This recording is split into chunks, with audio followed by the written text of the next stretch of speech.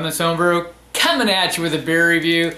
Today I've got a beer sent to me from a mighty fine brewer himself, from Dan at F It Let's Brew It. That's his YouTube channel. Check it out. Here's what he sent me. It is the Leaning Chimney Smoked Porter. That's right, it's from Gray Sail Brewing Company out of Westerly, Rhode Island. This is a 6% ABV porter, 34 IBUs, smoked porter. It's a winter-spring seasonal. They make it using peat smoked malts and American hops. Supposed to give it some resin flavor on there. We'll see if that's still there. This was sent to me, in all fairness, about the beginning of December, and it is now mid-February. So let's get this cracked open and give it a try. It's actually supposed to be a robust porter that's smoked.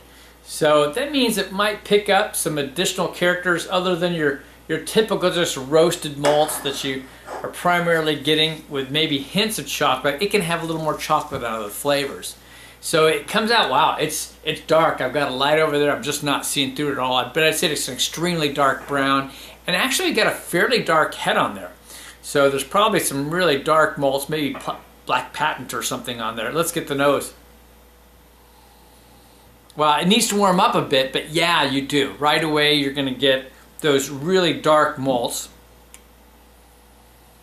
And you get a light smokiness and kind of some sweet flavors coming off. Sweet scent, maybe like a chocolate, more like a milk chocolate. Maybe a hint of like a baker's chocolate. Yeah, just a hint. But it's more the roasted malts, that sweetness and the chocolate aromas. And maybe a hint of vanilla on there. So we're going to jump right in. Cheers.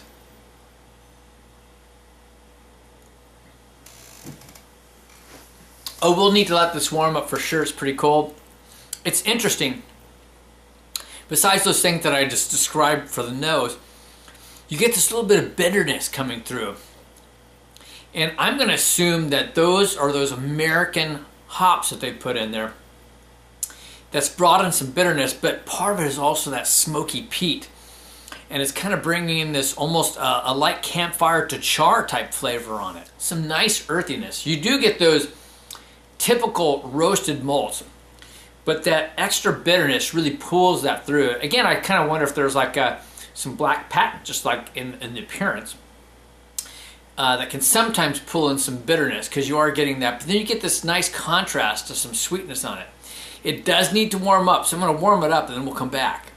So I've warmed it up, give it a swirl, and look what happens. We get a head that builds up, and that's a really beautiful head at that. Let's get the nose on this again. Okay, more of that smokiness and that peat kind of flavors, aromas seem to be coming through. I am picking up more on that, and it is kind of taking over a little bit of some of the chocolate that's on there. Let's see how the taste has changed.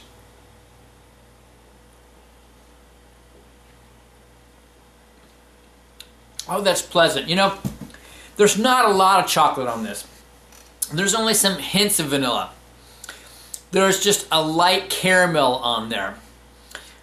It's really more about the malt, the roasted malts on there, and then that peat. And it really isn't like your normal smoky, not really a campfire smoky. It really is a smoked peat. That is the characteristic that you get. But it's pleasant. It's a little different than some you get. You do get a light char, and that bitterness is still coming through on the backside. Again, probably those American hops, along with some deeper roast or patent malts on there. But it's really easy drinking. In fact, it's very smooth. It's lightly creamy as well.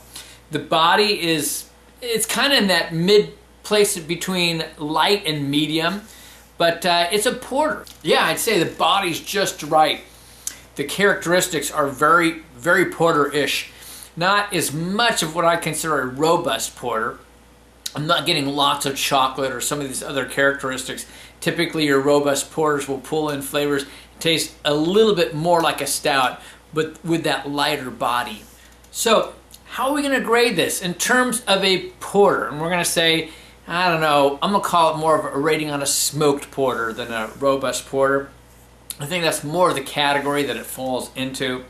It's pretty good. Being that it's a peaty smoke, it it's a little different than some of your typical smoked malts that you get.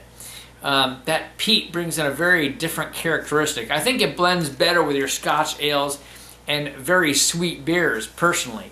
But it makes it definitely unique. In terms of style, I'm enjoying it. It's very much has that porter quality. I'm going to give it an 89. Overall, there's just a little bit too much bitterness on the backside, which is unfortunate because whatever chocolate type flavors they might have pulled in, it's kind of cutting back on that. So it doesn't quite give it those qualities that you really want.